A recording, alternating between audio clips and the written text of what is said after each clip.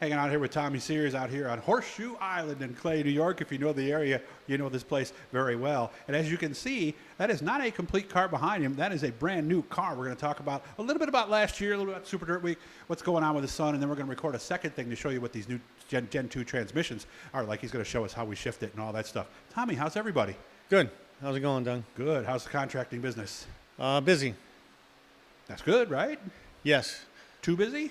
Well, I don't say we're really busy, but can't fit it all in, so people are getting way behind. You looking for help?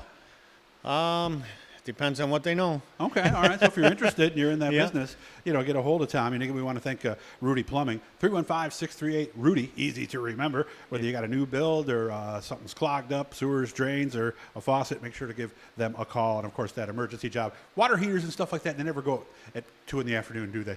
Nope. It's always late at night, and you got to have it for morning. So you can call them up for that kind of stuff, too. 9th in points at Brewerton. Actually missed the last night. What went wrong the last night? You told me you were planning on coming, but something went wrong. Yeah, when we got back from work, couldn't get the car fired up, and we changed a bunch of stuff on it.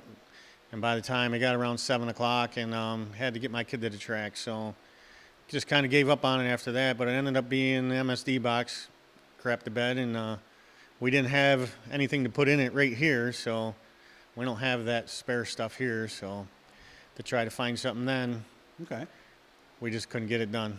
How was Super Dirt Week? Had to be tough for you guys because you did not get a lot of laps, did you? No, we didn't get many laps, but it went okay for us because we were okay because we time trial good, so we started decent.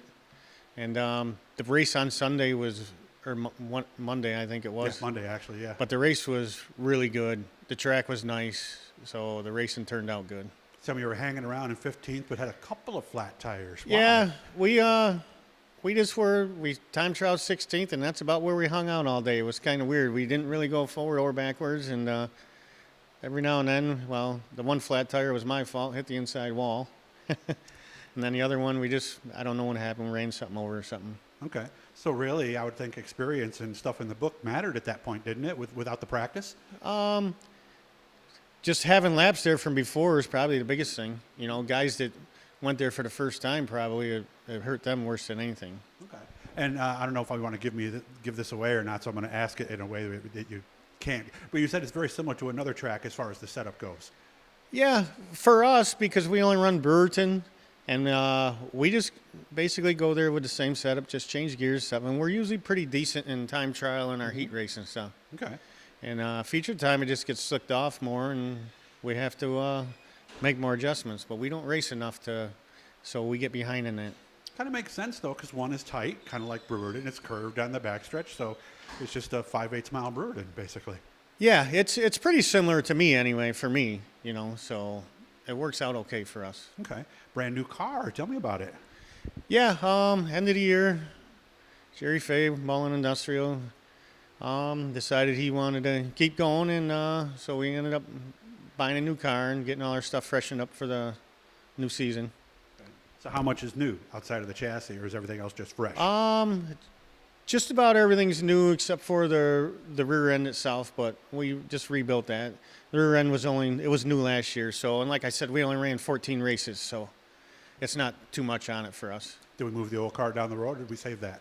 No, we ended up selling that. We stripped what we wanted off it and sold the rest of the stuff. Okay. Easy to sell used cars nowadays? Not really. Really? It is and it ain't, because it depends on what you're asking for them. I see. And a lot of people now, they don't want to buy used stuff, so they want new stuff.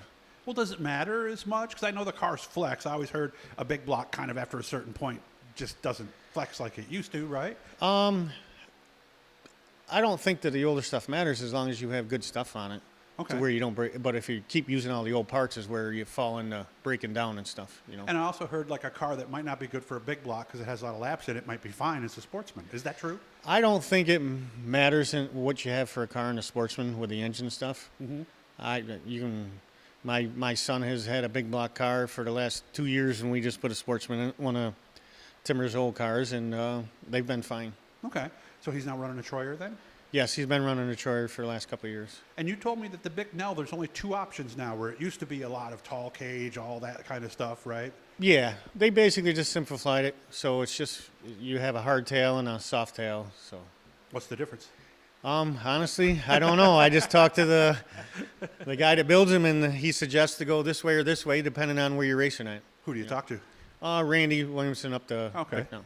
All right. And that's a guy right there. Hey, man, he must spend half his life on the phone, I would think, right? Oh yeah, I'm sure he does. He's got a lot of customers. Yes, he does. So if you're interested, obviously, give him a call, and of course, check out the good folks at Troyer as well. Tio's got a new car they're working on, so there's lots of options for you guys. So as we sit here, we see the front axle is in, the rear end is not, the transmission is not, the dash is in. How do we look? Actually, the transmission is in. So yeah, yes. the transmission's in. We just got to put the rear end in, and we're waiting on some parts to finish some stuff up. Motor to hook plates it all in, all that. So what would we consider this? Half done? Not quite half, Not but quite.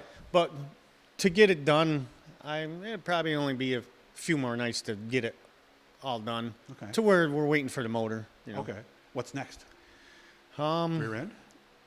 Yeah, we'll start working on the rear end stuff and getting the drive line and all that stuff put in and stuff. Okay. And With then the I'll torque arms and all then we'll that. go to the seat and stuff like that after the rear end and stuff is in. It's easier to do that stuff first.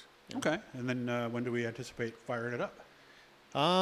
We haven't got our engine yet, so we got to. Well, I'm sure probably around March we'll be firing it up. Beginning of March. You're going to see it at a show? I don't think so. No? Okay. Depends if we get it all done or anything Okay. like that.